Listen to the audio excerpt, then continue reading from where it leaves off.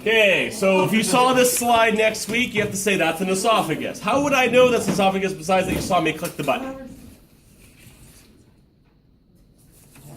Stratified. I can tell what question to give you. Okay, so first thing you have to do is look at the layers in the esophagus. So what was the white layer called in your lungs? Lumen. Same thing here. What's this layer next to it called? Mucosa. What's this layer here? Mucosa. Now your digestive, so you have add a layer. That's called the muscularis externa because you have muscles to push the food. So you have your lumen, your mucosa, submucosa, muscularis externa, and then your serosa or adventitious. You have the same layers you're used to. But the trick is for all these organs, you gotta look at the layers and how they vary. So this layer here is the mucosa. What tissue is that from 231 in your esophagus? Stratified. No, it's not cartilage. No! Wait. That's columnar. No! Squamous. I heard it. Where was it? What was it? Stratified squamous epithelial tissue. Was it keratinized or non-keratinized? Listen to you. One good answer in the wilderness. Okay. So that's stratified squamous, non-keratinized epithelial tissue because remember that Dorito effect. You don't want to scrape your esophagus. So if you see stratified squamous, you know it's going to be someplace for food abrasion. So esophagus or mouth. So if you see that that mucosa, say esophagus. So you can see the layers, you can see the stratified squamous, therefore you know it's an esophagus. All right? On the left is a different organ than on the right. So let's review the one on the left. What organ is on the left, the one I just showed you 2 seconds ago? Esophagus. It's an esophagus. You can see the stratified squamous epithelial tissue in the lumen. This is not. What organ would be next to the esophagus and have this kind of look? Simple tissue. No, what's next to your esophagus on the chart you're going to be quizzed on in 3 hours? Stomach.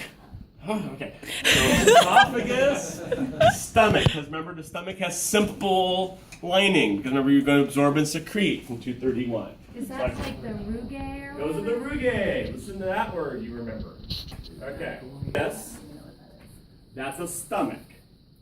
So that's the organ. So again, we have our lumen, our mucosa, our submucosa, muscularis is off screen. So how would I know that that's a stomach without any other clues? So you're going to look at the lumen and the mucosa. Notice how the mucosa has these long white sort of lines going down it.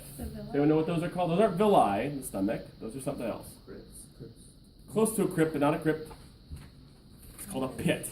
So these are the pits. The gastric pits are these white lines that go down like that. And it makes it look feathery, wispy, sort of, it's hard to describe, but that's a stomach looking. It has these pits that go down, and if you try to follow them, they're little, and they kind of get lost about here. But those are the gastric pits. You're going to see pitting in the mucosa. So that's a stomach. Simple lining and lots of pits. Is that a stomach? Yes. It is. Same kind of look. We have the pits. We have the kind of wispy, feathery, whatever you want to call it, from the lumen down. They sort of get lost. And they're not straight lines. They kind of wiggle. But that's a classic stomach. You're looking for whispery, feathery, fingery-like things. But not okay.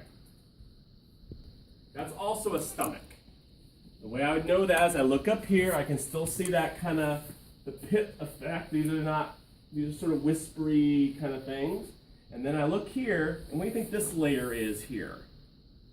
That's the muscularis. And stomach have 3 layers within that because they can turn multiple ways. So if you were to look, there'd be 3 layers of muscle in the mucosa of a stomach. Everyone else has 2, but stomach has 3. So it has a big mucosa. That would be a stomach. All right? So I'm looking. This is not a stomach. How do I know this is not a stomach? Big gaps. These are really big white spaces, and they're so big, those look like fingers. What organ had fingers? That's the small intestine. So the small intestine has really big gaps, so they're not pits anymore, they're fingers. It actually looks like you put your fingers up. So very clearly delineated. You can follow the white all the way to the bottom. You'll know it when you see it, to quote the Supreme Court. All right, so the mucosa is fingered in the small intestine. Make sense? So you're looking for feathers versus fingers. It's weird. All right, so try. What organs they eat? Small intestine. Small intestine again, because these are pretty big, obvious fingers. I can follow the white all the way down. They're not the feathery little white pits. So clear fingers means a small intestine. So you're looking at that. Is not a small intestine. That's your colon or your large intestine. So the rule for this one is that you put your fingers together, so there's no longer a gap between them. And what are these little white spots? Anyone know what those are? Goblet cells. And what do goblet cells make from biology 231? Mucus. And poop is slimy is how you're going to remember this. So there's lots of slime in your colon to help push things along. So you put the fingers together, so there's no white space anymore, and you put lots of slime in it. But that's going to be a colon or a large intestine. So all of them vary in how they arrange the lumen and the mucosa, how they look. So you got to spot that to know what the other things I'm going to ask you are. Right? So we're going to go back. Esophagus. I could ask you name the organ, and you'd say esophagus. I could say name the layer, and you'd say that's a tissue. I want a layer. Mucosa, submucosa, like that. I could ask for the tissue. You'd say stratified squamous. So that's the logic you go do. Name the organ first, name the layers next, name the things in them third. Right? Now when I get to the other organs, besides that one, it gets a little more complex. So if this was a stomach, answer one. I could say name this layer, and you'd say mucosa. I could say name the white thing, and you'd say pit, gastric pit. There's another name, which are these little round areas at the very bottom. Those are the gastric glands. Those are the glands at the bottom of the pit. So at the bottom of the pit, you throw the glands, right? So those are the gastric glands at the bottom of the gastric pit, at the bottom of the mucosa. The white part is the gland? The white kind of circular, like that. So the tip of the pit, basically. They look like the same type of tissue. Right? They are, basically. They just make a little bubble. Right? So I could ask you for gastric pit or gastric gland on a slide. Okay, let's try this one. Name it and claim it. The organ is small intestine. And we can do again the layers. We have mucosa. Let me put that here. Now, on the small intestine, we can be very specific. I can ask you, well, which part of the small intestine is this? Is it duodenum, jejunum, or ileum? There's three regions, and they vary in how they look. And the way you're going to do that is you're going to stare down the fingers and find this red line right here. Look at that red line. That's the boundary between the mucosa and the submucosa, right? If you look at this red line and look below it, what do you see here? Say glands. Those are glands. You'll only see those in the duodenum. Those are called duodenal glands, or the glands of Brunner. So if you look below the fingers and see glands, that's the D one, always, every time. So those are duodenal glands, or the glands of Brunner. Okay? These things above the line, at the bottom of the villus, those are not gastric glands, because this is a small intestine. What do we call those if you're an intestine? We put dead bodies. The crypts. These are the crypts of Leberkuhns. So those are the crypts. So in a stomach, those are pits and glands.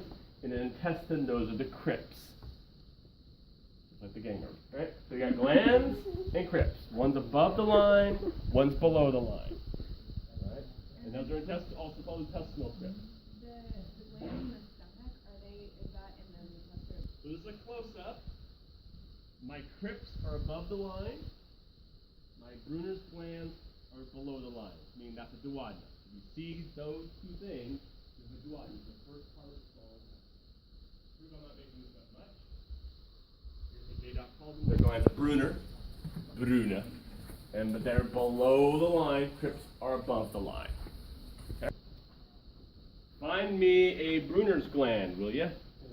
They don't have one because this is not a duodenum. If you look, I have a finger, but I don't have anything really down here.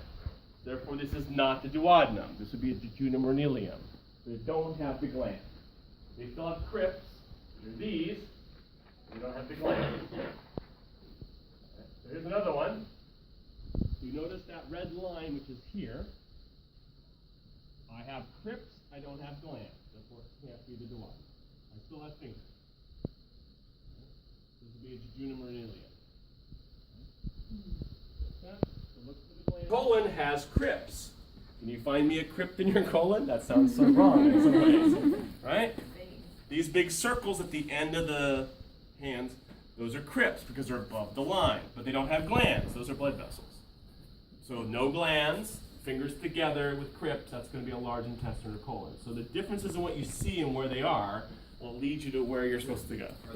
Are you talking the crypts of the whole thing? Or Just this bottom sort of circular area. Okay. So this wouldn't count as a crypt, but this would. So the one that's actually sealed off, kind of. These are the crypts, the ones that look like they're buried. The crypts can have goblet cells in them? Yes. Yes, the crypts will have goblet cells as well. Alright, so we'll do another. Here's some more colon. I know that because the fingers are together, it's nice and slimy. I don't see any space, and I have some crypts, but nothing else. So again, looking at those kind of features, right? So I could ask you that. What is that funny thing in the middle of the slide?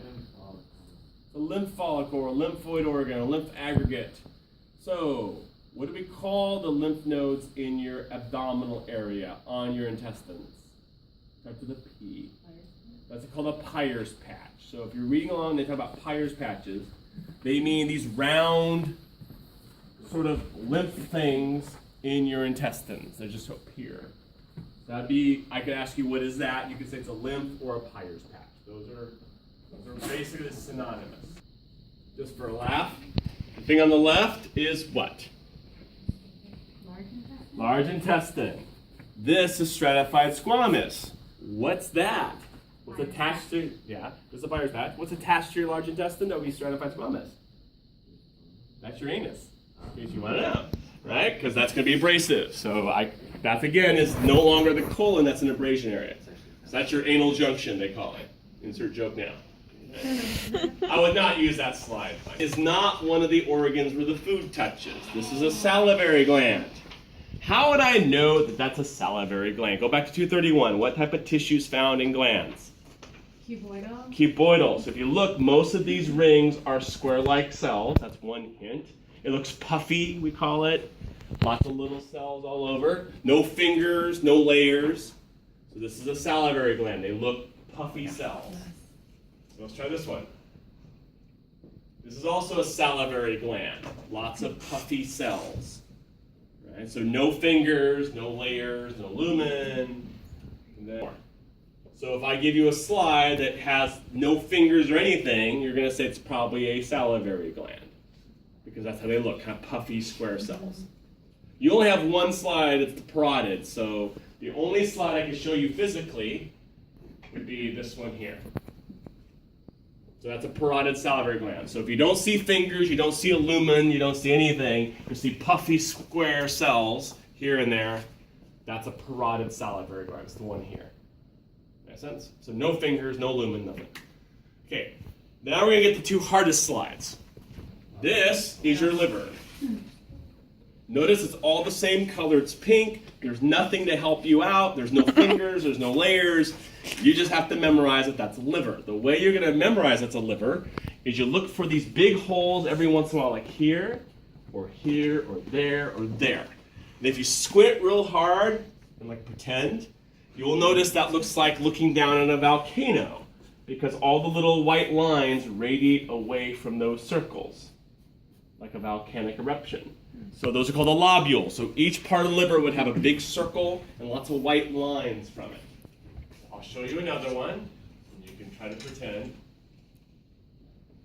All those little white spaces that you see everywhere would look like water running off a hill or something. So you're going to see lots of little white spaces around the red cells. That's a liver. When all is the same color, you see white circles and white lines everywhere. Back this way. The big white holes are the lobules, is that right? The lobules are the whole honeycomb. So, worthless trivia. Let me see if I can find one that's easy to see. If you follow from my finger, from here to here to here to here to here to here, that's one honeycomb with the fountain like that. And then here's one here. Stars. Yeah, like a starburst, and then here's one here. You have to kind of almost believe it to see it, right?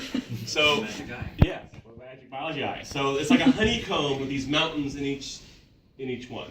JDoc does not have the best images. I'll show you a different one.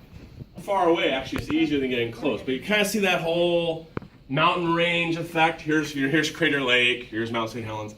You're looking down on these things. You can see that they sort of form these little zones where the little white lines are spreading out like snowmelt on Mount Hood. That's a liver. You see these random white circles with red and white all over the place. There's no real pattern to it. And the lobules are simply the area that you sort of see around each one of those. Okay, so a liver is just red and white or pink and white everywhere. This is not a liver. This is the pancreas.